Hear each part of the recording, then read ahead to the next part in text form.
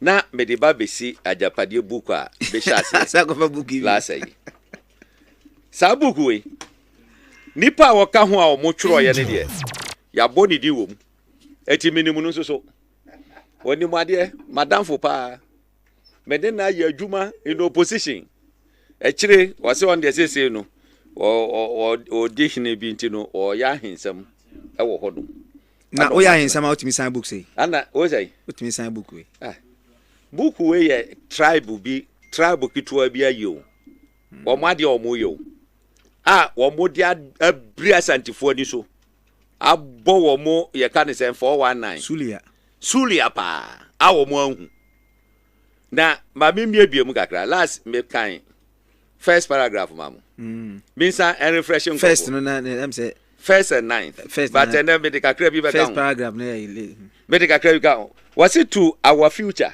just say Agyapade book na nkasa title ekire Agyapade wo mo ye Agyapade am mo ho ni wo mo mane ade at you know was it to our future made up of the present and the unborn for whom this will of a nation is being prepared.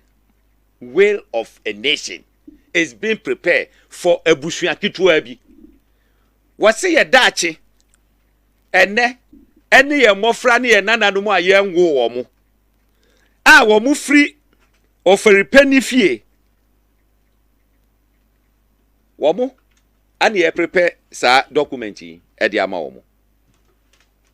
Eti se wo hwe sa di we ya we enye NPP asemo wo ye NPP ni na beso so sa di we so asebe na enkoye me na me ga kire na enkoye eti se wo abusua mu no mosu munya Agyapade no bi amombe abusua kitwa bi yusumu e di abom sulia na woti wono mo se den tie wo kwa paragraph 5 was it currently with Nana Addo in total control of the whole entity of Ghana. We have a duty to ensure that we take over the commanding height of the essential fabrics of the country in order that even in the event that Nana Addo leaves the scene, after the mandatory 8 years, the sons and daughters of Ochimai will be firmly secured in such control, both financially and economically, that we can no longer be ignored in the battle to control the destiny of Ghana.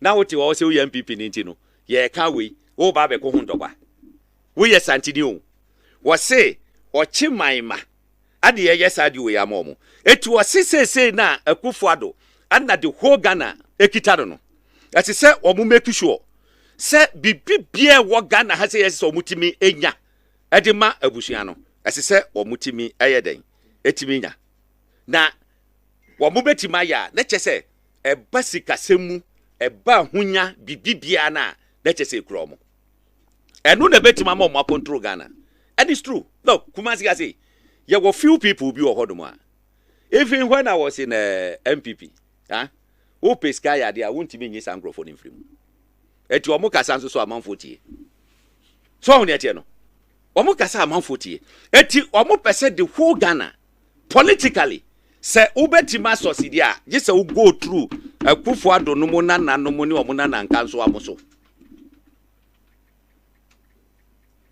etemre bia no Ghana for abusuan ka ni na be boy e dia ma Ochimai sa abusuan ketewa no so on ete no omo so asa o say omo so na omo so no free omo so asa ko enya no kre Angel omo so no yeden beka bibi wa hasi amomo edomumpa so on ete no enunti ana that's the me boss no me sense so ni enti a womo eyusu asantifo bi anu omu nim edi kutia eya asantifo anu omu contest elections no eya primaries no no omu nim se nkrofo bi taachire ekita omu agenda and edi pushi omu abran fodu omu ana chese womu diso kike sa so on ete no ti asem bi o kan wa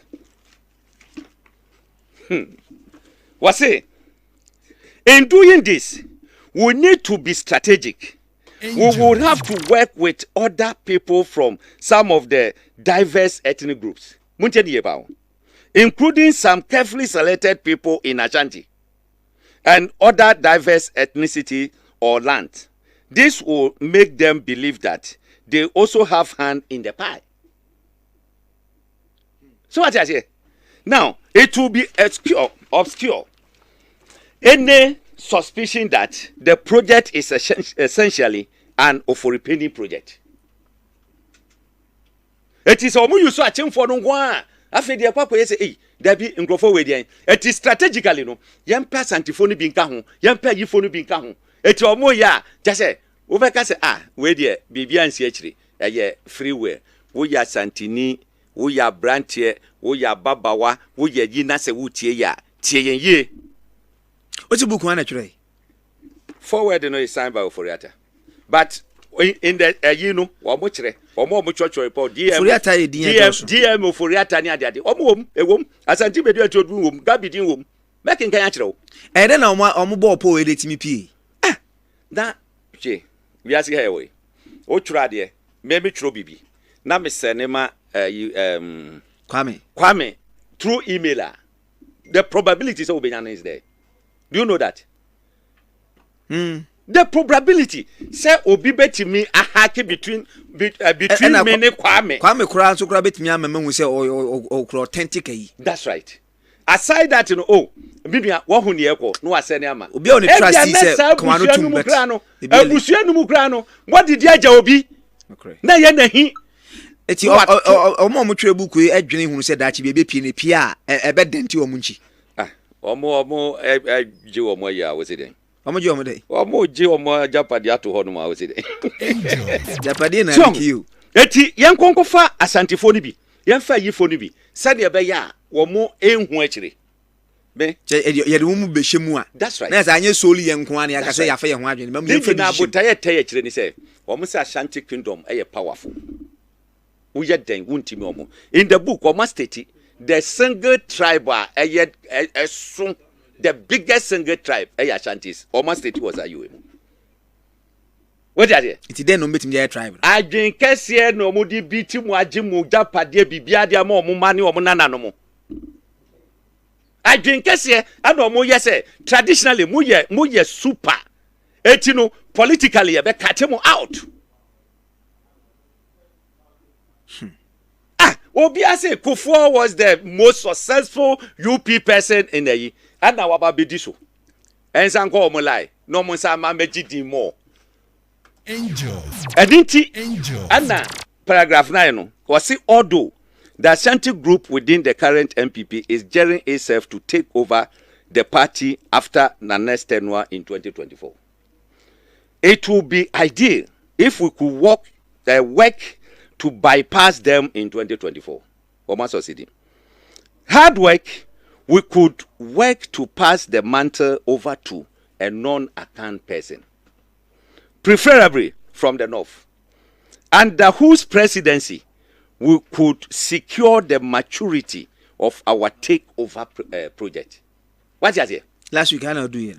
I had them do it. What is it? Wamunja obi non-account. Wanya santinia. Nemum sekebe pans or mumpo bin free enough. It is any panuba. Nasi wo winning no a president. Wamu take over no person take over Ghana no. Say within 4 years no ombeti be awie. Because the next 8 years you omo aye yi na no omo wie. Tombeti mawie. Let's just say omo take over the country. Kwame, is a document, a public document. Meboa. It's about Ghana. It's a public document. And so, in say a fiction. And who be here say it's not. And who be here say, yem okay, yem mum yebema Ghana for who say. Mammy told you fiction. What did you? Mammy cop just one priest. Control of the media. Mammy one example. Ewufia. Namu who say any fiction. Now, was it the supersonic rise of Angel Broadcasting Network? ABN is working. It's worrying. Said your moko no ha adwene. Tiesa momokai. It appears our work at disabling the EIB, JN Media, an ongoing effort to do same with multimedia won't be the end of the struggle. The increasing growth of Cocoa Tin's media brand must be troubling. Gabi and Kandapa have already met Nana on the way forward in stopping the growing dominance of ABN. The National Security has since dispatched officials to do a thorough forensic audit on all businesses of Cocoa Tin. What here? Forensic audit of all businesses. In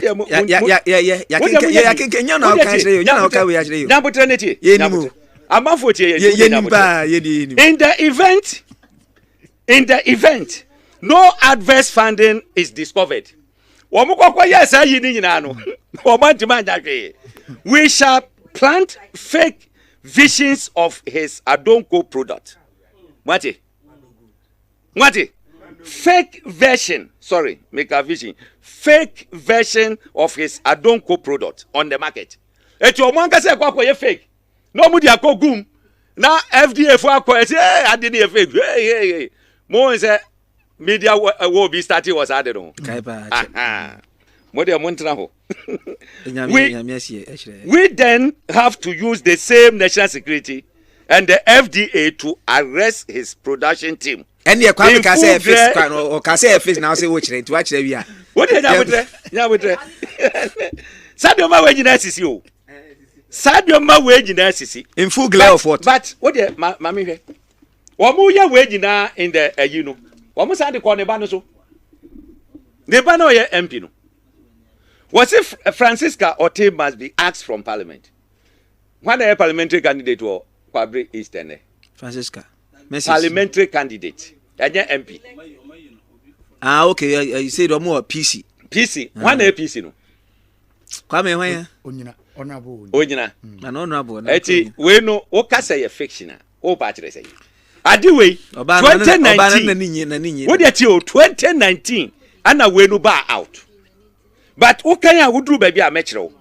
Report to Nedi can buy no was 2018. Ni atrust adiwe ato. Our mwahyehyɛ eti wo mo ye review the part 2 aba wo mo kire ne o matimi acomplete ne o mo guso eni ade me hwɛ no na ma print here no so say there is no doubt that one reason that will make our fight against Cocoa Tin is no doubt that Masako Siachi Cocoa Tin is his daughter who is the MP for Kwabre East. Sanewa no Nana made her a deputy minister for youth and sport, largely due to her age and her father's influence until BNI report on her got to him. She seemed to be pitching camp with Alan and ignorantly praying the Ashanti card. Okay.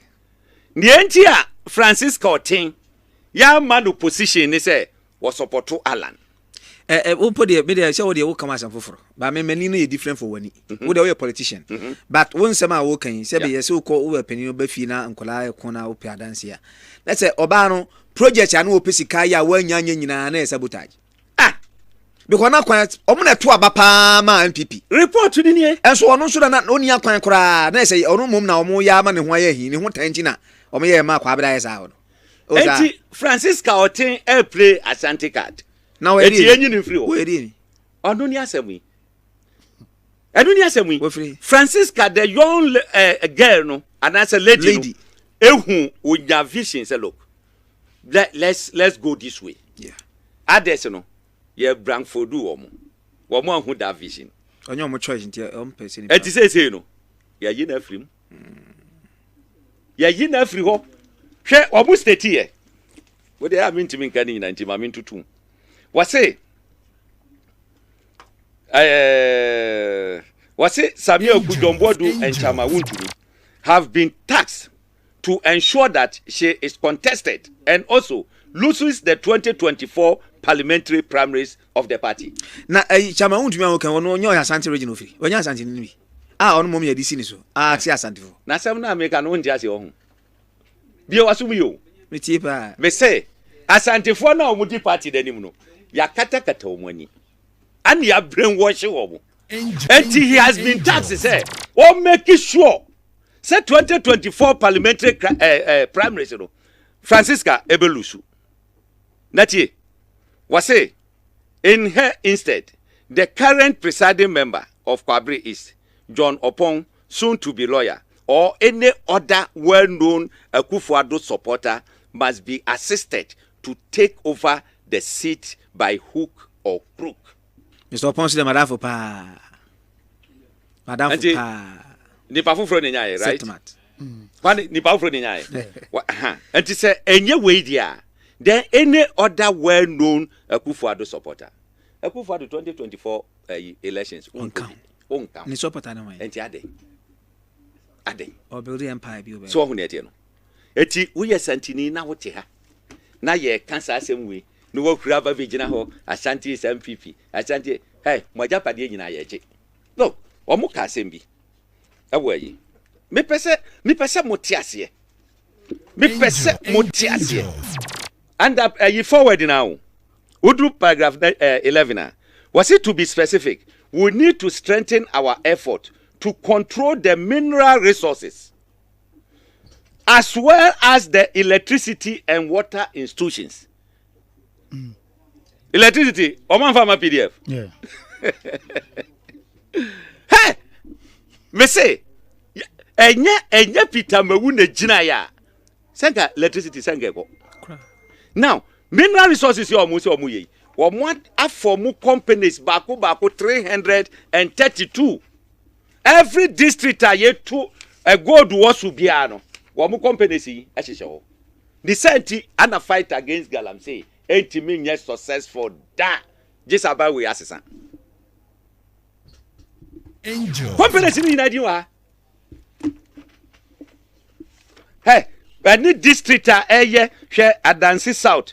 Companies wo honum Ahafo North, Amansia Central, ene Amansia West. Odi amebobo eye bebre, but me boy Ashanti Akim North, Ashanti Akim South, Agyapade3 East, Agyapade3 West, ana Atiwa, Denchembo East Akim Municipal, Fantiakwa, kwaye bibrem, and chase a whole lot. Baby ni Dwaso, Dwaboso, Lembele, Prestia. Chase Takwan Suayem. Me pese be ba Ashanti region, ana wedim honum. West Mamprusini, Amanfi West, Wasa Manfi West ni de kaika. Chase all these districts, you know.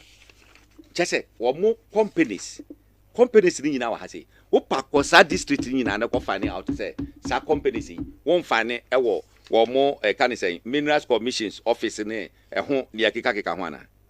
So Adansi South ewo ha say. And then I mean a lot. Eti sasika we nyina no. Omo jeje na omo de agu ho ama omo mani omo mana nani omo na nkazo am.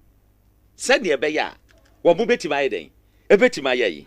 Hwe sase we ye ka na manfo fi se ebia agrobi na ye di anase bibisa.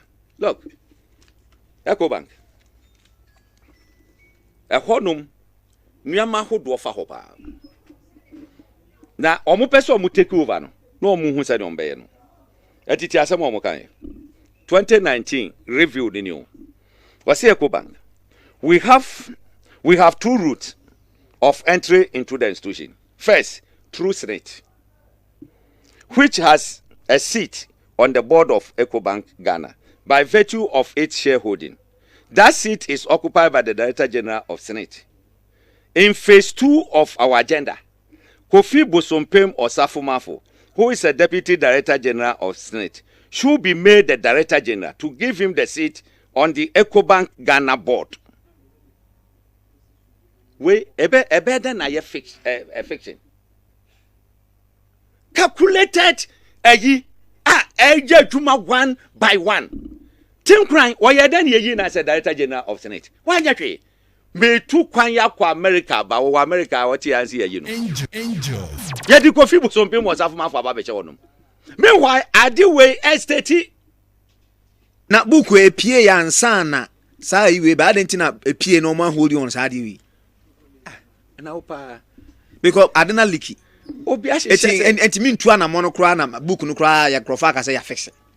ampa book na pie ansana bosomtwe so office o mudi agro because I say office o mudi agro because me mumma and ma twerɛ krata na likia and come aliki no because aliki ansana appointment neighbor ana kwa me wote ho asem ansana appointment neighbor ba ansana appointment eti emi anka me holding on kura me ma book no kura asem waka na kura mam kura magase book no kura chaff wira en tete kura but book no epie en nsem ewom no esisi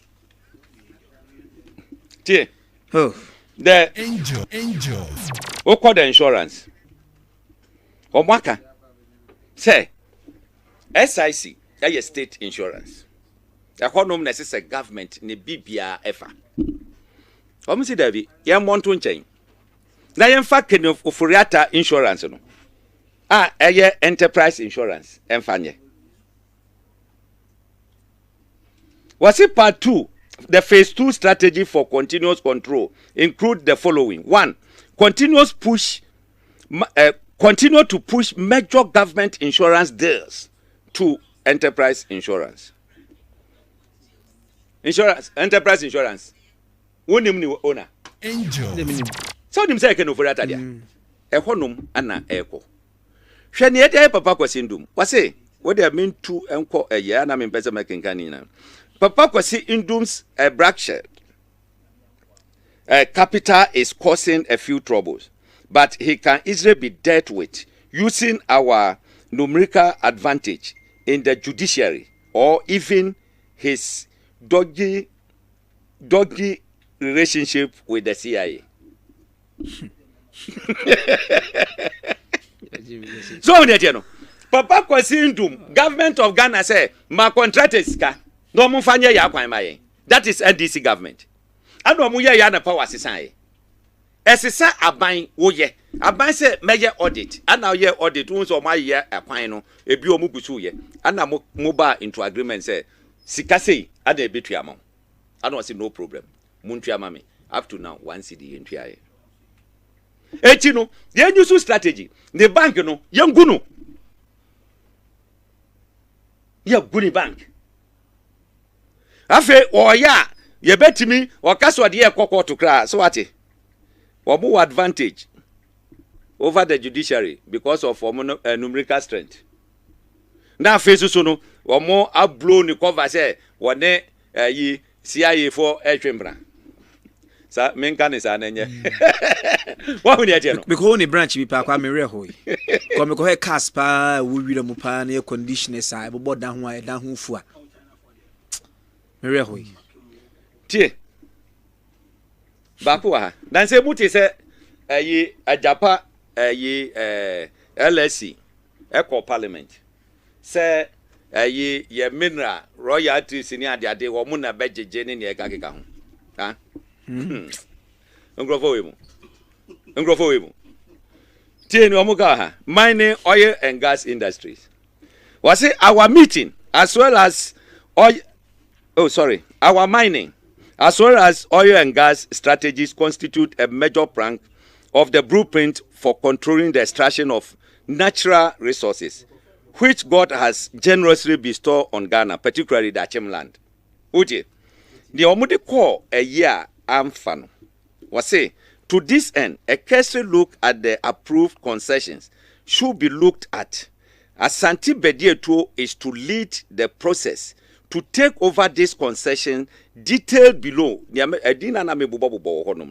and consolidate them into the standard Agyapade LLC Incorporated in New Jersey. New Jersey. What? Some go register o. I'm saying New Jersey mum. Ana omo de aba.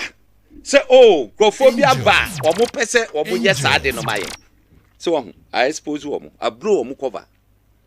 Then no mo minority for in parliament abaso. Ganda di bia emo NDC for no mo parliament na abaso. Say omo sority asa Agyapa ayi no. Where ye Agyapa? Ana asemu ayeka hu nyina edin ye Agyapade. Eti Agyapade no mu no ana omo de side Agyapa we aba be hye mu bi. Agyapade no mu no ana omo se omo take over electricity ana PDS bae ana mewa Hey, Asante man, wake up. Most son saying, ye nyina, me free angno, me yagunani. Me mfa angno, mama to Asante, won't say a dose with one mother. It's not possible. Angel. What would you Angel. Let us wake up. Na sadie we Ghana fo nyina ye dia. Na busuakuo ketua bi se, wo mo afa. Ni aye din na ye hwe. Ye kan, baba be gina ho se Ashanti is NPP. Eish.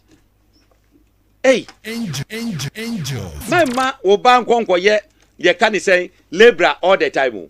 Wo so wodi bia eyeye. Hwe, sanwa maka kra ya mabobo so yi. Should tell the people say, aduru ba bia. Ye say obi anya bia, obi suso esese onya bi. Adinti anna Ashanti kan say fantifo no mo ka say ade wo fi a oye. Ade wo fi a oye. E brata me say ba.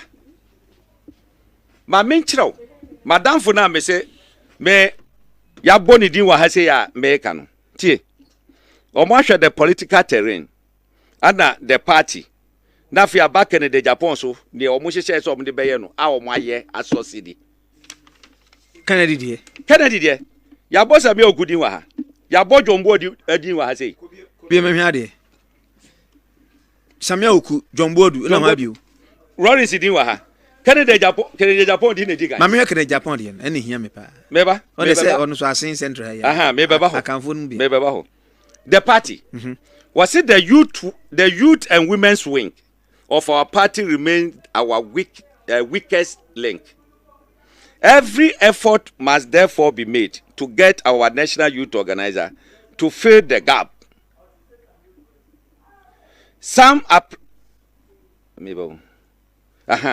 To fill the gap. Same applies to getting Eslausu to assist the women's wing. The substandard tag on Nana Boachi seems to be a perfect description of who he is, per the earlier assessment made by DM Oforiata and the co-writer of the August 2019 report. Uji, assessment omuye no, one say Nana be call you can say news file. Ano mo return no, ano mo ka say ono no a soft standard enti no mo mfa no. DM Oforiata any the co-writer wo mo ye the August 2019 report no. Yes say ade omo de assessment no omo de man no. Yes anete. This is what is coming from the team mafias. Hwekere de Japan de ma me na probably bia na me wrap up on so. No more can be about a about the mame enye. Woko Canada Japan. Was it Canada Japan a very good asset? The party must, as a matter of need and possibility, defend him going into 2020 elections. He has the utmost control over our action troopers. And all the former criminal elements who are purposed for the further push. In addition to his deep pocket, his financing of the grassroots affirm our dire need of him at all costs in 2020 elections.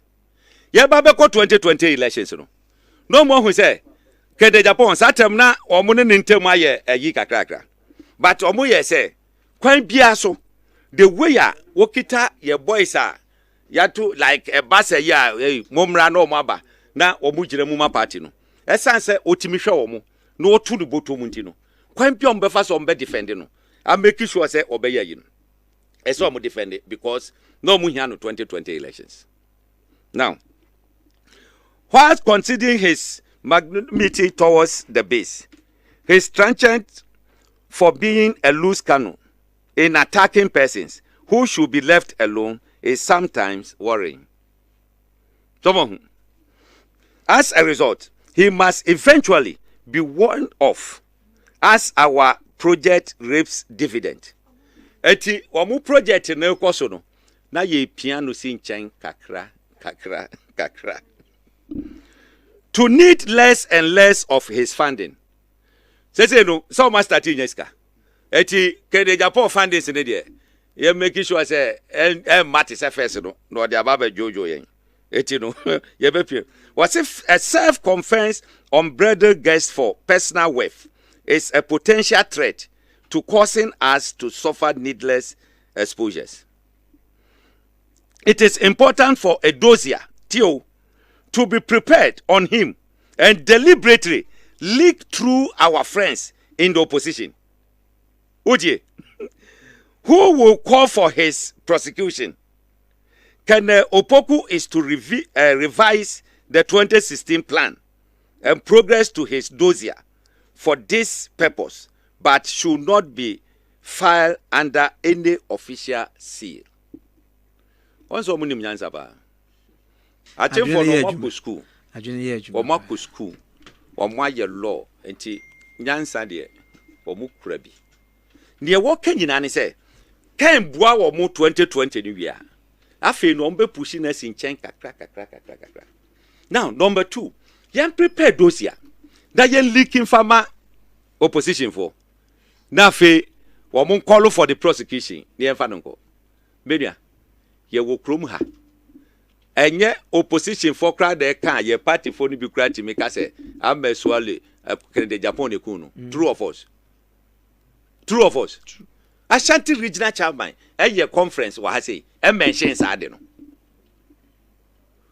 O pari ansa I na ye campaign manager for Bawumia etina radio so e kan sa asem no. Eti enye wanwa. Eti so bi kokotra ba bi ka say we e fiction. Hey, menti ase adia ya twobu nyina ye adwuma one by one. What's it dey?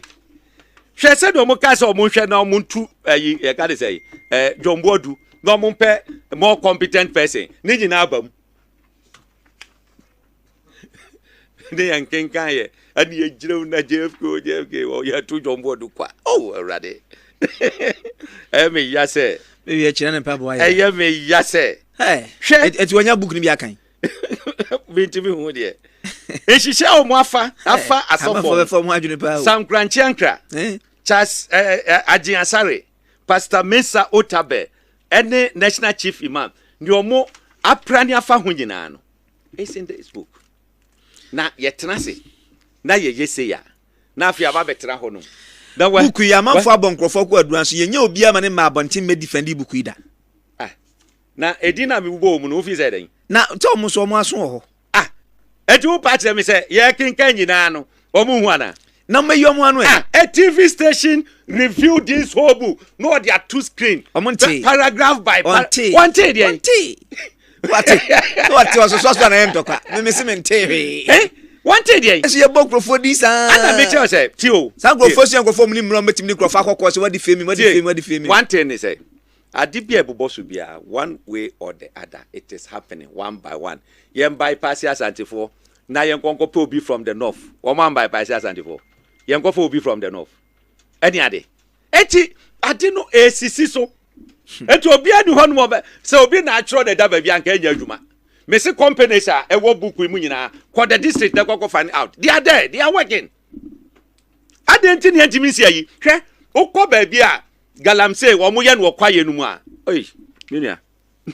You dare not go there and touch them. What you say? Enu na wo buku no mu no. Ni edwa ya num ye betu ase ye lip service edunka.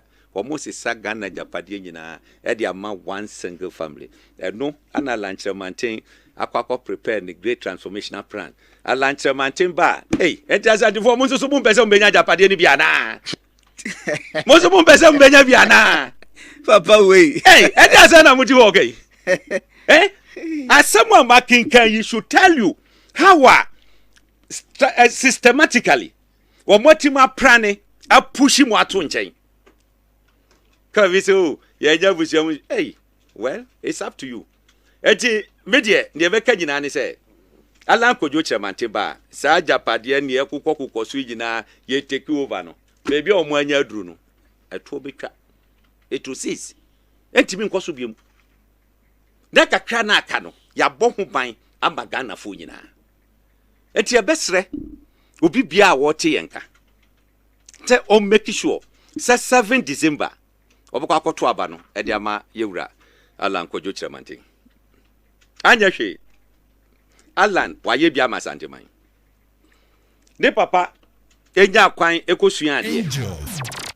wokọ ne universities nyina wa brochire na ko betima akọ ye adwuma wa United Nations anya sika papa bi no wode betena Ashanti region anu wo ye say Asante amamre ne amane wo boaboa no asiesie no e de ato ho se de be ya enyira wo ye ya that time Asante hini hu say adwuma wo ye no aye adwuma papa no o twa asase kakra ma no se kokoye cultural center ho nti Alan papa ensa no adwuma cultural center wasandi zoo kan ho that time na hodum aye se nwura bisa o na wonya so ho ne tie no wo yes adwuma was spending the life no huntitiye watete Alan etina Alan wonye basabasa wonti Alan kwa kasem bi obabi no wakasa tie obi no odi obi atem wonti bi because yatete no ofie eti se ne se odi ne ho asi ho se opese de nimdi a Nyankopon de adom no wodi be ye a yesre mo mayema no the opportunity for the first time yenya president a woye independent na on formal government of national unity obi bia wo betima bo man ordinary board emfa ho ne political party a wodom ne atimi amagana akonanim we ni adisrede a medema wo mo mutie me ewo angel breaking news ewo Asante mamu ha sei no we ni ade a medejam nkrofo adadam let's bypass Ashantis or more bypass it mo de mo ntra ho ya ka kire mo sese mo de mo ntie na yense samu gold ni mo Agyapade nyina nkwa it's up to you ya de ya disrede nyina ni se mo ma Agyapade na aka no ye mo ho ban emfa magana fo nyina menua